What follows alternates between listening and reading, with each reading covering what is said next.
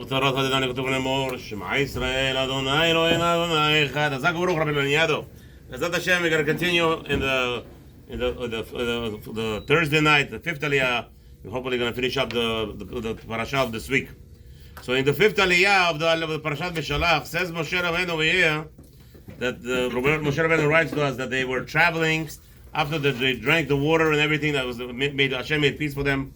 So they came to Elima, and then they over there was significance of Tamarim, of Mayadot. Again, with every there is chokhmah that's brought down with every drink of water that you get. Certain waters give you certain different elements, cover certain parts of wisdom, or Chas v'Shalom could cause a person to become not so wise, could become a person a little bit crooked in his head. So everything other this depends. One of the Bikarim that we learn that the waters are actually influenced by the fish, the wisdom of the fish that swim in the waters. So if you have certain fish that cause the wisdom, a person drinking from that water gains certain elements of wisdom. And so you know that the Torah will point out to us, they drank here, they drank there. Again, the Sof Davar, the whole point, if you remember, what was the convincing act of it going out from Egypt, one of the main elements was to serve HaKadosh Baruch Hu, and to serve HaKadosh Baruch Hu, you cannot be a person who is not so well equipped in your mind. If your mind is not all the bolts and nuts are not tight, screwed properly, you can't serve Hashem properly. So obviously now the nation is being gratified or prepared for this whole concept of acceptance of the Torah. However, we'll notice something happens in this Aliyah that now the 30-day fast. It says over there how they that the fact that the dough that they took out with them became matzah that night when they came out, that morning when they came out of Egypt, is because they didn't have time to prepare. For some reason, here it says, Rashi says clearly that this is talking about now on the 15th of Iyar, and on the 15th of Iyar they ran out of food. So the question begs, did they prepare? Did they take any tzedala derech? Did they take anything? It says they didn't plan. Can you imagine? Not planning, somebody takes for a long trip that's going to be traveling, they take certain foods that doesn't spoil it, right? The whole thing over there. So imagine yourself, without planning, they had enough food for 30 days. What does that tell you? It's totally against all the midrashim that says they were literally poor people. They were not. They were not. Usually poor people don't have more than 2-3 days to eat. Sometimes more than 2-3 meals. So over here, the Jews, without preparation, okay, now how are you going to explain a lot of Torah that's happening there? What is going on putting children into bricks today, by the way?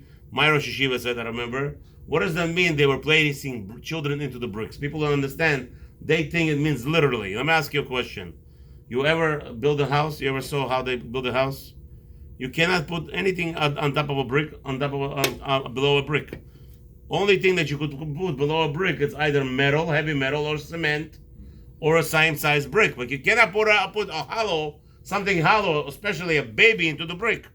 So how do you explain bricks into the Midrash says they used to put babies into their structures? What does that mean? Very simple. I tell you what my Rosh Yeshiva told me. What it means when they said that Midrash says they're putting babies into the bricks, it does not mean real babies. Chas v'Shalom, that's not normal. What were they doing? This is what they were doing. The husband and wife were making a decision to have children or not to have children.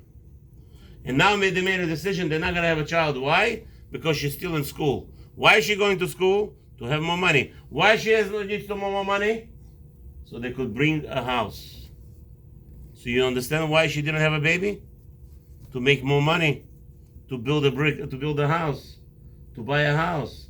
So the Torah says instead of having children, this generation will be heavily punished. You think they write in this generation the same words? In this generation, 90, or maybe even more than 90% of the Jewish nation is like this. What are you talking about? The wife says to her husband, I have to finish college. Sorry, we can't have babies. No? Why can't you have babies? So it's written by her. What age she brought the baby?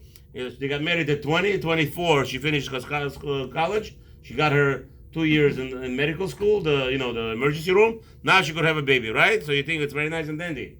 From the day of her marriage till now, it's going to be marked down all the babies she killed. How many babies she killed? Put the kids in her bricks on her house. This was what's happening in Egypt. Chas v'shalom to think the other way around. Also, so they had enough food for 30 days. They had enough food without preparations for 30 days. Now they're crying the sixth Aliyah. Sixth Aliyah is telling us Hashem is promising Moshe Rabbeinu that they're going to get man. They're going to get special bread from Shamayim. And that bread is going to be falling every morning. The Jew will come out. Listen to this story. There's two scenarios. There's two avirot during the Parshat of Man. Two grave sins that Jews committed. What was the sin? One sin. Moshe Rabbeinu said, you can't leave over man till tomorrow. And the Jews didn't listen to him. What happened the next day? All of a sudden they see snakes. Snakes, worm size. Worm snake size. Can you imagine those worms? A manna created worms the same snake size and running around the camp. That was the first Avirah. They were not allowed to. And Moshe Rabbeinu over there going berserk, screaming at everybody, what's going on? How did you allow it? Then what's the second Avirah they did? Who knows? Come on, guys. Wake up. What's the second Avirah? Michalel Shabbat. Moshe Rabbeinu said, there's no man coming out on Shabbat. What did some wise guys do to the time of Abraham? They took the man and they laid it out the next on Shabbat. They did Avirah, Isur Shabbat, Michalel Shabbat. Chamur. Michalel Shabbat before I say, who came? They came to Moshe Rabbeinu and they said, look, Moshe Rabbeinu is a liar. He said on Shabbat there's not going to be a man. Everybody said, what? Let's go. And they all went to after the time of Abraham to see in the field full of man. And they came there was nothing there. What happened? It was a miracle. Worms. No, there was a big miracle. Birds came and ate up all the man. Birds came in one swift, finish up. And that's right. And they give birds food. They give some kernels on that on Shabbat for the birds to thank them, to make Kiddush Hashem, to hide that it's not true. Now I ask you, Moshe Rabbeinu got angry at the first part, first Avirah. The second Avirah, who got angry? Hashem. Why shouldn't it happen the other way? What is a leader supposed to do? He was supposed to defend Chilul Hashem. Right? Why is Moshe Rabbeinu screaming on the first time? What happened in the first time? How did they do Avirah? They left the man till the next day. It says they're not supposed to. So why is Moshe Rabbeinu screaming? Big deal. Well, he didn't want to eat. He didn't want to eat. So therefore what? Why should Moshe Rabbeinu scream? And why is Hashem, it's okay? Second time, Shabbat, Moshe Rabbeinu is quiet. Hashem is screaming. How long are they going to test me? What's going on with these people? What's going on here? So Baruch Hashem Yisrael Dishmai, we have a drasha on this. What happened like this? It says in Gemara, "B'derech she'adam olech, ba malechin oto." The way you want to choose your life, that's what they're going to give you. You're suffering not because Hashem is making you suffer. You're making yourself suffer. All your suffering coming on you is because of you. You should know that. Says Moshe Rabbeinu, what does it say about the man? Let's say I came out there and a person likes to eat, takes out 5 tons of man and brings home. How much ton? And it takes him 20 pounds of man to eat during the day. He goes out, and him and his family, 20 pounds. He goes out and he collects 5 tons of man. Brings it home. What happens to him when he walks into the door? How much money he has in his hands? The Torah tells you, come on, 20 pounds. The Torah tells you, no one from the field, even if you took a lot and you came home, you will have 20 pounds in your hands. If that's what your family needs. What about a person who needs 20 pounds and he comes and took 1 pound of man? He says, Eliran, today I'm busy, I'm not gathering with the 20 pounds of man. He took 1 scoop, 1 pound, brings home 1 pound of man. But his family needs 20 pounds. What happens? Miracle. He walked into the door, he has 20 pounds of man. So a guy who brought a lot got 20. The guy who brought little got also 20 because that's what he needs. Nobody came short on man and nobody came away with more. So says Moshe Rabbeinu, you crazy people. When you left the man till tomorrow, what did you do? You starved yourself. Because the man that you got yesterday was going to be exactly what you need for that day. And the only way you could have man till tomorrow is what? You didn't eat your portion. You didn't eat your portion means what? You starved yourself. What did you show to Hashem? That it's okay, Hashem, if you starve me. You hear what Moshe Rabbeinu is upset? Says, why did you do it? Why did you do it? Why did you allow yourself to show Hashem that it's okay if we suffer? That's the only way you could have left Manta tomorrow. So Moshe Rabbeinu is telling these Am Yisrael, why did you do it? Don't cry later on. You'll have a situation where you'll be hungry because you caused yourself hunger. Because you told Hashem it's okay if I'm hungry. B'derech she'adam olech, the way you live your life, that's how Hashem is going to guide your life. By Shabbat, Moshe Rabbeinu, what can he do? You have two Balaganistim. What can he do? It's already happened. It's already avar. What to scream about? He told them, and those two guys, Hashem gave it to them over the head. The Chilul Shabbat. Now, also in the parasha, Moshe Rabbeinu puts away, he tells Aaron, the man never lasted the next day. You know that, right? What happened? It always melted. In the streets, whatever was left over tomorrow, overnight, was not collected, it was all melted. And who gained from it? The animals. The animals were agujildas. You know what agujilda? Bigger than this room, probably. Animals were so tall and high from the man, it was giving them a lot of bracha. Okay, so now, 7th Aliya.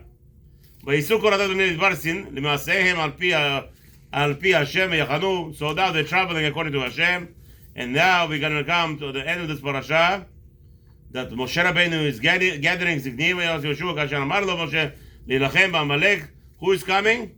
In the end, there is a nation, the jealousy of that nation. Ham Israel, you are descendants, you're my cousins, and you are such a level, they couldn't handle the jealousy. And they came to war. The war of what? That Hashem, you're not strong. Hashem says, nobody gonna destroy Jewish nation. And what did Amalek come to do? They said, we're gonna prove you wrong, Hashem. And in the end, the suffering, all the suffering that we have, most of the suffering in this world is what Amalek is promoting, hitting. How do you know if Amalek is influencing this world today? Today, when you have a Supreme Court Justice, Ms. Jackson, being tested by another lady, senators, asking her, lady, please tell us what a woman is. And she says, I'm not a biologist. How you know the Amalek? Who is Amalek? Anyone who is now promoting confusion, that's exactly what Amalek is. Hashem should protect us from all those evil, and Hashem should be Moshiach Israel. There should be no more suffering. All the soldiers and all the captives should be returned. Amen.